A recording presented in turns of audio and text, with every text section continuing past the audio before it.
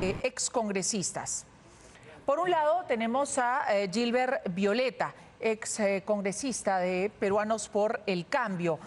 También para hablar de este tema estamos con el excongresista Richard Arce, quienes nos acompañan para comentar este derroche y contrataciones en el Congreso que francamente golpean a un país empobrecido justamente por sus autoridades y precisamente por este tipo de decisiones. Buenos días a ambos, gracias por estar con nosotros. Buenos días, Melissa, un gusto. Congresista Violeta, ¿qué piensa usted de esta determinación que aparentemente muchos congresistas dicen no conocer, o varios congresistas dicen no conocer este acuerdo de la mesa directiva que les permite contratar a dedo cuanto quieran sin límites ni topes a personal de confianza? Bueno, primero creo que tienen que haber controles. Y creo que la Contraloría General de la República, que es la única que más o menos me parece que podría hacer algo al respecto, debería establecer algunos parámetros. O sea, a ver, los trabajadores de confianza existen, siempre han existido, pero lo primero es que siempre tienen que cumplir un perfil profesional. Grado profesional, título profesional, tiempo de experiencia en la administración pública, especialización en alguna área, digamos, de la gestión pública.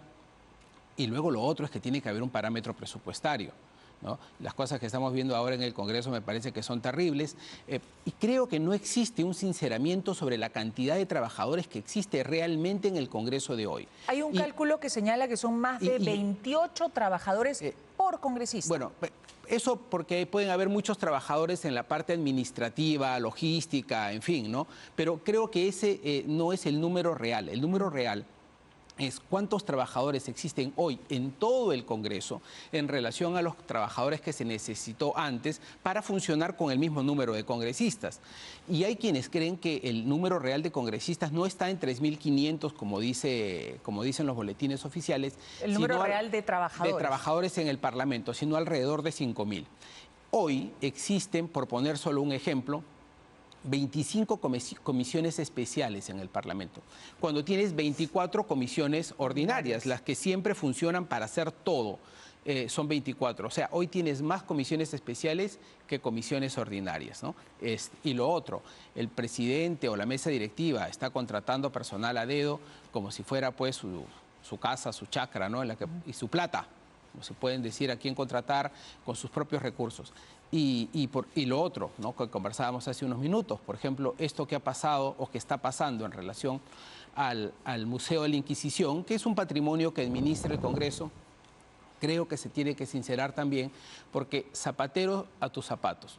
No es el Congreso. No es la especialidad del Congreso hacer remodelaciones, administrar museos, ¿no? Eso debería estar en manos del Ministerio de la Cultura, o si es que el Congreso lo va a administrar, porque eso fue una vieja sede del Senado de la República, donde además, como dato histórico, en la puerta de ese Senado asesinaron a Manuel Pardo, por ejemplo, debería ser un convenio con el Ministerio de Cultura, darle la plata al Ministerio de Cultura y que el Ministerio de Cultura sea quien lo remodele, ¿no? Y no el Congreso. Claro, es una obra que debía haber sido entregada en 2024 y que ahora está paralizada, sabe Dios por qué.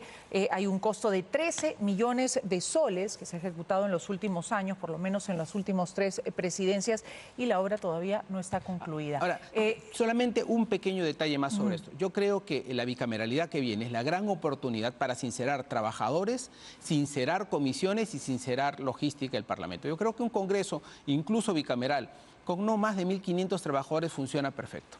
¿Por qué no hay forma de ponerle un tope al gasto que ha ido incrementándose año a año? El presupuesto, me refiero, del Congreso de la República, que supera los 1.200 millones o 1.000 millones aproximadamente este año. Y por eso, ¿por qué se le permite en todo caso estas contrataciones a dedo en la mesa directiva? ¿Quién o quiénes pueden ponerle un alto, congresista Arce?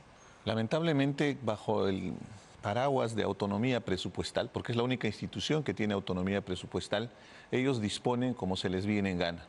Es en realidad más de 1.400 millones el presupuesto para este año 2024. Cuando éramos congresistas, 2025. el presupuesto, 2025, perdón. El 2024 se aprobó en noviembre. Nosotros, cuando éramos congresistas, el presupuesto era 650, 670 millones de soles. Inclusive hicimos un trabajo de reingeniería porque había la posibilidad de hacer la bicameralidad y yo hice la propuesta, con 650 millones alcanzaba para 2 cámaras, para 2 cámaras. Entonces lo que estamos viendo es simplemente el desprecio por los recursos públicos. Acabamos de pagar nuestros impuestos ahora en mayo, todos los ciudadanos, y cada uno sabe en su conciencia la cantidad de dinero y el esfuerzo que se hace para tributar, que inclusive a veces no podemos y tenemos que fraccionarlo para pagar en el año. Ese dinero, Melissa, ese dinero que nos cuesta el esfuerzo y el trabajo a todos los peruanos, los congresistas lo disponen para despilfarro. Se dan los viajecitos, parece más agencia de viajes para hacer turismo, gente que en su vida ha tenido la oportunidad de repente de tener un ingreso importante, son mochasueldos, porque ese es el otro trasfondo, ojo con esto, ¿eh? Contratan más gente porque hay más gente para mocharles los sueldos, porque les obligan a que entreguen el dinero, una especie de extorsión, y acá no dicen nada. Y si te has dado cuenta, el pretexto es echarse la pelota de un presidente a otro. Acá atrás está Alianza para el Progreso, está el fujimorismo, digamos bien claro, el serronismo, esa izquierda radical que levanta la mano revolucionaria, ahí están para disponer los recursos del Estado a y también la llegar mesa, a este extremo, ¿no? La mesa directiva en general, que tras esta denuncia de Cuarto Poder, tras este reportaje, no ha querido responder. Estamos hablando no solamente de Alianza para el Progreso, sino, como usted señala, Fuerza Popular. El serronismo. Pero exacto. el tema es que el acuerdo de mesa lo hacen entre 4 paredes. Pero solo es un solo congresista, Melissa. En este momento, un solo congresista podría pedir una censura. Yo sé que no va a tener los votos, pero el hecho de pedir una censura a la mesa directiva por este caso va a empezar a transparentar, porque hay un acta de esa mesa que se tiene que hacer pública. Acá hay una especie de colusión pues, entre diferentes bancadas para disponer de los recursos públicos y llegar a estos extremos. No solamente es el incremento en el tema de la cantidad de trabajadores, sino es el direccionamiento, inclusive hasta de presupuestos, ¿no? Entonces han hecho estas obras de lo del museo, tienen un centro de salud, a pesar que tienen el seguro médico, y lo reconozco, hemos sido congresistas, es el mejor seguro médico que ningún ejecutivo de la empresa más top del Perú tiene ese seguro médico. O sea, tienen todavía ese beneficio y encima siguen despilfarrando. Ahora quieren construir su casa de playa bajo el paraguas de que va a ser un centro de capacitación. Entonces, ahí te das cuenta que a esta gente no les importa. Y además el tráfico viene en la ley de presupuesto, Melissa, eso es muy importante. ¿Por qué logran este presupuesto? Porque el Ejecutivo lleva el presupuesto público, que para este año son 240 y tantos mil millones de soles, para negociar ese presupuesto y sobre todo aprobar esa farra fiscal que hay en el Ejecutivo, negocian. Pues entonces tú me aumentas mi presupuesto, yo te aumento el presupuesto. No hay ningún criterio técnico, no hay la responsabilidad fiscal, que siempre ha sido la garantía del Ministerio de Economía, por ejemplo, para exigir y hacerse respetar. Ahora no existe, porque simplemente en ese acuerdo para llegar como sea hasta el 2026 nos llevan a esta circunstancia, ¿no? Tenemos un Congreso que es el que más gasta digamos, de la última era, de las últimas décadas, el que más gasta y para varios especialistas el más improductivo de todos. Nadie participa en las comisiones, porque un dato muy potente, 25 comisiones especiales, 24 comisiones ordinarias. Tú ves, y es el único lugar donde la virtualidad sigue funcionando, donde solo ves al presidente. Discúlpame, en el Congreso, en la comisión se debate, hay una exposición, a eso hay una réplica, inclusive hay una dúplica, o sea, esa es la esencia de un parlamento. Si ni siquiera se dan cuenta que están votando, porque a veces se filtran los audios que están en cualquier otra cosa y votan por lo que vaya a saber Dios qué intereses. Entonces nos estamos dando cuenta que ni siquiera trabajan, o sea, ni siquiera para justificar el hecho de estar ahí en el Congreso y demostrar que están trabajando, ¿no? Se ha degradado Tenemos algunos casos por mencionar, por ejemplo el de Jimmy Torres, asesor del congresista y presidente del Congreso, Eduardo Salguana, que no tiene las credenciales necesarias y ha comentado o ha contestado, bueno, esto es un cargo de confianza y para ello no se requieren requisitos. Esto realmente... Eso no existe. A ver, el cargo de confianza significa que no hay un concurso para acceder a ese puesto porque el funcionario, el alto funcionario, en este caso el presidente del Congreso, considera que necesita a esa persona por su experiencia personal, su trayectoria, y entonces lo excluye de un proceso de concurso público. Pero que esa persona tiene que cumplir un perfil profesional, tener el título, etcétera, lo tiene que cumplir. Esa parte debería ser innegociable, ¿no? En este caso. Siempre la evaluación no solo es una evaluación técnica académica, también es una evaluación personal, moral, ética del funcionario al que contratas, más aún siendo tú el presidente del Congreso.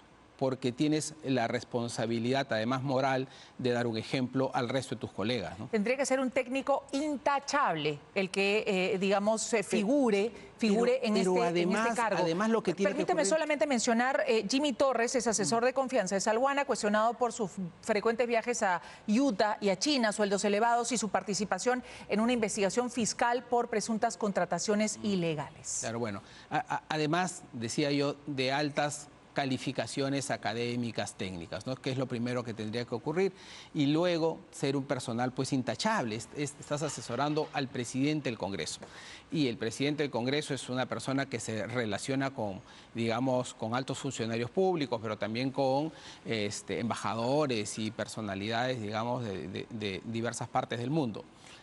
A mí me parece que ahí cometen un tremendo error, ¿no? Eso no es solamente el caso. Mejorar el estándar, ¿no? Me permite mencionar otros casos, también el de Yesenia Lozano, conocida como la hija política, ella misma se autodenominaba como la hija política de César Acuña, jefa del Centro de Modalidades Formativas con un sueldo de 19.000 soles, militante de APP, y que tenía el cuadro justamente de su mentor, el señor César Acuña, que ya fue retirado. Otro caso por mencionar, las hermanas Stephanie y Diana Dávila Callao, también de APP, sin requisitos suficientes, una de ellas sin título universitario, me refiero a Diana Dávila Callao. Otro caso, Yeshira Salas Peralta, cuñada nada menos que del expresidente del Congreso Soto, también por 5.000 soles, me parece, en este caso, en fin. Y cuando salió el escándalo, salió y ahora ya regresó. O sea, para que veas que es una especie de ruleta y que simplemente esperan que el escándalo salga, se enfría y ahí en ese momento vuelven al cargo. Ese tipo de puestos que le dieron a la hija putativa de Acuña, en realidad es un cargo en una oficina creada por la mesa directiva. O sea, ¿cómo puede ser posible? No existe una estructura en el Congreso. Hemos sido congresistas y sabemos cómo funciona cada una de las áreas. Estar creando es una muestra de lo que están buscando, es clientelaje político. O sea, tú me apoyas en campaña, tú eres mi brazo derecho, no te preocupes, entramos al poder y vamos a repartir, como si el Estado fuera un botín. Y ni siquiera con las cualidades y las capacidades, ¿no? Es la degradación. En realidad, este Congreso nos está mostrando cada día que puede caer inclusive mucho más bajo con las leyes a favor de la delincuencia, con todo el direccionamiento que tienen en este momento para favorecer inclusive economías ilegales. Ahora, un pequeño comentario sobre esto, si me permite, Richard, es que en realidad este Congreso es el cogobierno del Ejecutivo. Y por eso, digamos, tienen el poder, el poder y el libertinaje, digamos, el exceso de poder para tomar ciertas decisiones que en otras circunstancias no las podrían tomar. Por ejemplo, como para aprobarse un presupuesto que el Ejecutivo tendría que haber limitado, ¿no? Porque esta es una responsabilidad del Ministerio de Economía. El Ministerio de Economía jamás debió aprobar el presupuesto que el Parlamento le planteó, debió haberle puesto un coto. Usted tiene tantos millones y hasta aquí, y usted se las ajusta. Y por eso la soberbia de autodenominarse el primer poder del Estado.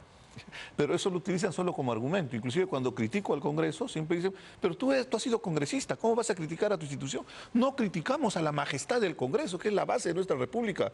Criticamos a los impresentables que el día de hoy tenemos de congresistas, que están degradando justamente una institución al extremo que la ciudadanía ya no quiere saber nada. O sea, la gente dice, ¿para qué tenemos congresistas si lo único que están haciendo es despilfarrar el dinero y encima... Y tal vez por eso se explique, digamos, por la falta de requisitos, de técnicos, especialistas, que haya una remodelación que haya quedado paralizada, que tenía que entregarse en 2024, para la que se ha gastado 13 millones de soles y se han dado partidas adicionales y hasta ahora no hay nada. Es que no les interesa al final. O sea, tienen tanto dinero, ni siquiera han hecho una proyección presupuestal, algo elemental que se trabaja, que es una planificación del presupuesto, un plan financiero para la ejecución. No, acá simplemente se les ocurrió el monto y, como dice el Ministerio de Economía, tan débil como estamos viendo, porque a cualquiera ponen ahora de ministro de Economía. Antes se suponía que había un viceministro de Hacienda que era muy estricto, que cautelaba los recursos del Estado. Ahora no, es parte de la farra fiscal y que nos va a costar y nos va a llegar un momento en que esto ya va a ser insostenible, Melissa. Y aparentemente por presiones políticas es que habrían cedido en esta redistribución del IGB, dotando de más recursos a los municipios que han mostrado en años y años que su ejecución presupuestaria es ínfima. Es que justamente ínfima, ese es el acuerdo, ¿no? Tú me dejas hacer, o sea, se han entregado cheques en blanco y cada quien hace lo que se le venga en gana. Ya no existe el contrapeso político cuando hay un abuso de uno de los poderes. Esa norma que tú mencionas, Melissa, es una norma abiertamente inconstitucional porque rompe una ley que existe, que ha sido fundamental durante décadas, que es el de equilibrio financiero. El Congreso no puede aprobar o modificar normas que tengan que ver con impuestos o tributos o el cambio de ellos. La iniciativa tiene que venir del Poder Ejecutivo. Y esta que han aprobado último, yo creo que ahí está, el Ejecutivo ya tendría que haber planteado la acción de inconstitucionalidad, ¿no? A ver si lo hará. No lo van a hacer porque el pacto es quedarse como sea, o sea, no les importa. Por eso es que Dina Boluarte también está viajando, desatada, ¿no? Y está más preocupada en sus viajes que en esta situación de violencia a la que nos han expuesto a todos los peruanos. Quisiera terminar porque el tiempo se nos agota, aprovechando la presencia de Gilbert Violeta, ex congresista de Peruanos por el Cambio, respecto a este tema que se ha suscitado con Pedro Pablo Kuczynski, expresidente, a quien le han dictado nuevamente 18 meses de impedimento de salida del país. Intentó salir el sábado, se lo impidieron. ¿Cómo analiza usted esta situación? Bueno, yo no soy el abogado de Pedro Pablo, pero lamento que haya ocurrido esta situación. Creo que él estuvo mal asesorado legalmente. Entiendo que él ya se había vencido su situación de impedimento, o sea, él teóricamente podía viajar a donde él quería, pero el día lunes, o sea, justo hoy, ayer. Tenía programado la audiencia de validación de su impedimento está efectivamente vencido, usted ya puede viajar. O sea, él debería haber podido viajar desde mañana. O desde esta tarde, o dependiendo de la hora. No el sábado. Mañana o pasado mañana, lo podría haber hecho. Porque llegaba donde el juez, efectivamente, usted ha cumplido las normas de conducta, su impedimento de salida del país está vencido y ya más tiempo ya no se le puede dar, ya se le dieron más de 3 años, creo que en el caso de él, como 5. Simplemente usted ya está libre para poder viajar, ¿no es cierto? Porque no habría ningún riesgo de fuga. Para usted cometió un error. Y comete el error y viaja antes de la audiencia. Y creo que eso debe haber sido, me imagino, un error pues de asesoría legal, ¿no? Muchas gracias a ambos por su presencia.